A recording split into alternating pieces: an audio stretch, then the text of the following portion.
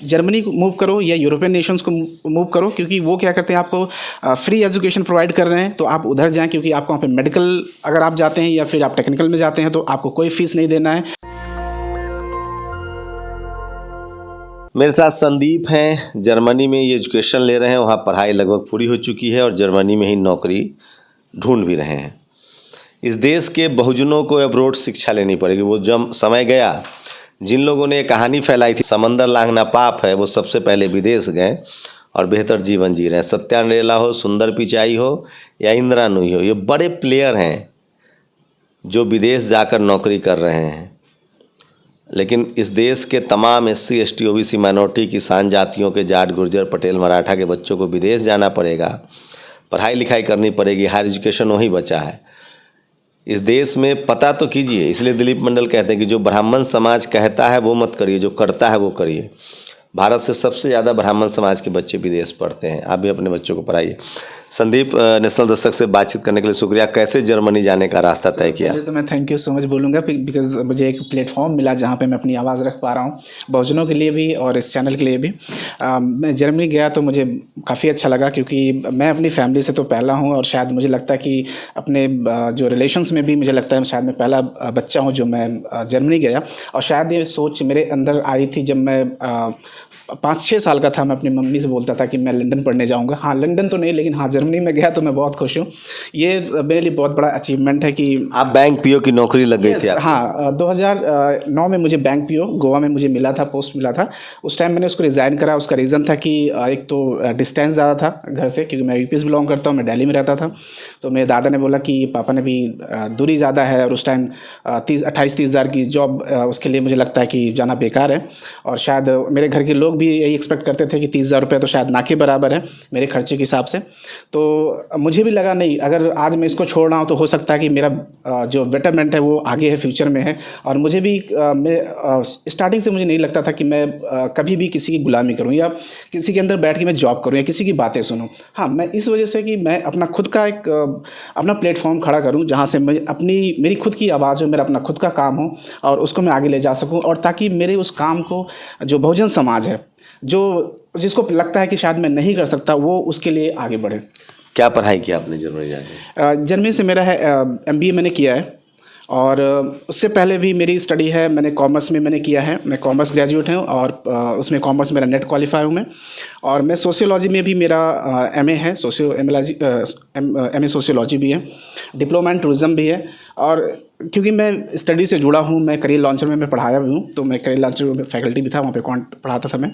तो मैंने देखा कि हाँ, स्टडी का जो क्या इंपॉर्टेंस है लाइफ के अंदर, वो मुझे समझ में आया। तो मैं इस वजह से और समाज से जुड़ा, वहाँ पे मेरे पास बच्चे आते थे, बच्चों से जुड़ा। तो ये मेरे लिए एक बहुत अच्छा मौका था कि हाँ, मैं लोगों को ऑब्जर्व करूँ, समझूँ। तो क्या लगता है कि जर्मनी जाने के लिए स्कॉलरशिप भी मिली? जो गरीब बच्चे हर साल भारत सरकार और स्टेट गवर्नमेंट भी, आप जिस भी राज्य में हो भारत के, और भारत सरकार भी लगभग 150 बच्चों को स्कॉलरशिप देती है अगर आप क्वालिफाई करते हैं। तो विदेश में पढ़ाई के लिए क्या क्या बेसिक्स तैयारी हो, किस तरह के एग्जाम्स क्वालिफाई करें लोग ताकि जाएंगे वहाँ? देखो, हर एक कंट्री के लिए अलग अलग स्कॉलरशिप एग्ज़ाम्स होते हैं, आपको उसको क्वालिफाई करना पड़ता है। और ये पहले से अगर जब आपको प्लान करना पड़ता है कि हमें उसके अकॉर्डिंग ही चलना है। आप ये देखें कि हम कहाँ पे जा रहे हैं, तो उसके देखें कि कौन से स्कॉलरशिप हैं और किस सब्जेक्ट के लिए हमें मिलते हैं। क्योंकि जो स्कॉलरशिप की क्राइटेरिया बननी होती है कि आपको मेडिकल में जाना, तो स्पेसिफिक एग्जाम भी क्लियर करने होते हैं, आईलेट्स और सब। यस, हाँ, अगर आप जाते हैं जैसे वहाँ के किसी भी कंट्री में आप जाते हैं तो हो सकता है, जब अगर इंग्लिश स्पीकिंग है तो आपको आइल्स देना पड़ता है या फिर टॉफल देना पड़ता है, और भी वहाँ के जो एग्ज़ाम्स हैं कुछ ऐसे देने पड़ते हैं। और जर्मनी के अगर केस में देखें तो जर्मनी में जो क्या नाम है, इंग्लिश यूनिवर्सिटीज़ हैं वो इंग्लिश को मैंडेटरी मानती हैं, वो आइल्स एग्ज़ाम को प्रेफर करती हैं। और कुछ तो ऐसे हैं, लेकिन हाँ, वीज़ा के लिए मैं ज़रूर बोलूँगा, कोई भी अगर यहाँ से जर्मनी जा रहा है तो उसको आइल्स के साथ साथ उसे जर्मन लैंग्वेज ज़रूर करे हो। क्योंकि अगर आप कोर्स तो कंप्लीट कर लेंगे, फिर बिना जर्मन के आपको वहाँ पे जॉब नहीं मिलेगी अच्छी। तो बेटर है कि जहाँ भी आप जा रहे हैं वहाँ के लैंग्वेज को आप जानें। जब भारत सरकार, आपको कोई मदद मिली स्कॉलरशिप वहाँ, या भारत सरकार वाला स्कॉलरशिप ले पाए? क्योंकि भारत सरकार तो स्कॉलरशिप देती है ना, अगर आप विदेश में इनरोलमेंट आपका हो जाता है? हाँ, ये कहते हैं भारत सरकार देती है, लेकिन ऐसा कुछ भी नहीं हुआ मेरे साथ। मुझे तो बैंक लोन तक नहीं दिया गया, क्योंकि उसके इतने डॉक्यूमेंटेशन करते हैं कि आप उसी में रह जाएंगे।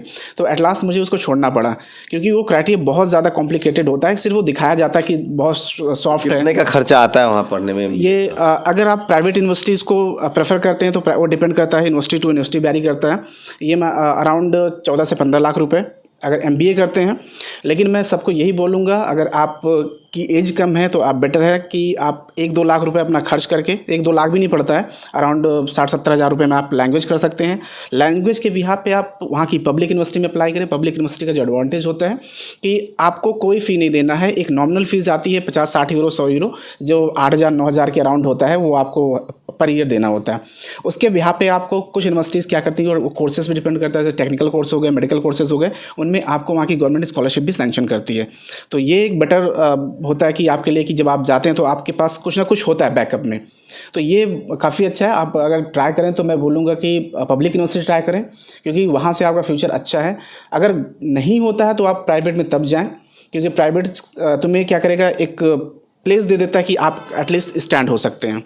प्राइवेट यूनिवर्सिटी की कैसी स्थिति है वहाँ? मतलब सरकारी इंस्टीट्यूशन, कॉलेज, यूनिवर्सिटी पर वहाँ ज़्यादा जोर है? हाँ, अगर मैं वहाँ की गवर्नमेंट को देखता हूँ तो गवर्नमेंट का पूरा जो कंट्रोल है वो उनके एडमिनिस्ट्रेशन से लेकर यूनिवर्सिटीज़ तक हर जगह उनका होता है। और वहाँ की जो कॉलेजेस हैं, इवन जो पब्लिक यूनिवर्सिटीज़ हैं, उनका जो एजुकेशन लेवल है वो कहीं बेटर है प्राइवेट से। तो लेकिन हाँ, प्राइवेट में भी एजुकेशन बेटर है इंडिया के कंपेरेटिवली। अगर हम कंपेयर करें तो इंडिया से कहीं बेटर है, लेकिन पब्लिक वो अपने आप में अल्टीमेट है। तो मैं यही बोलूँगा कि पब्लिक ही आप चुनें तो ज़्यादा अच्छा है, क्योंकि आपको पढ़ने गए हैं तो आपको नॉलेज भी होना चाहिए, कि बिना नॉलेज के आप कुछ कर नहीं पाएंगे आगे। तो बेटर है कि आप पब्लिक चुनें, और प्राइवेट का चांस ना हो तो आप फिर प्राइवेट आप जाएं। और क्या क्या कोई खास मशवरा देना चाहेंगे, कोई खास सलाह जो विदेश में जाके, यूरोप में जाके, अमेरिका में जाके पढ़ना चाहते हैं? हाँ, मैं यही बोलूँगा, क्योंकि इंडिया में बहुत सारे ऐसे बच्चे जो नीट को क्वालिफाई नहीं कर पाते हैं, उनका एडमिशन 2 नंबर 4 नंबर से रुक जाता। तो मैं उनको यही सजेशन दूंगा कि आप इंडिया को छोड़ो, आप जर्मनी को मूव करो या यूरोपियन नेशंस को मूव करो, क्योंकि वो क्या करते हैं, आपको फ्री एजुकेशन प्रोवाइड कर रहे हैं। तो आप उधर जाएं, क्योंकि आपको वहाँ पे मेडिकल अगर आप जाते हैं या फिर आप टेक्निकल में जाते हैं तो आपको कोई फीस नहीं देना है।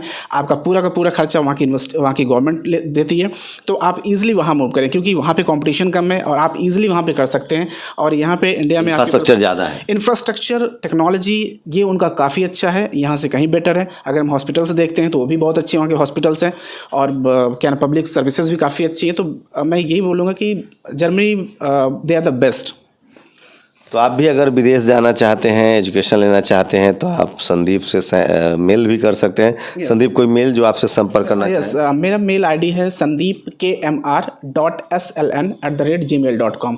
जिनको कोई भी क्वेरी होती है, जो वहाँ पे लैंड कर चुके भी हैं जर्मनी के अंदर, उनको कोई भी क्वेरी होती है तो वो मेरे को मेल कर सकते हैं, मैं उनको रिप्लाई मेल बता दीजिए। sandeepkmr.sln संदीप का स्पेलिंग बताइए। sandeepkmr.sln@gmail.com। तो ये संदीप का जीमेल अकाउंट है और आप इस पर संपर्क भी कर सकते हैं।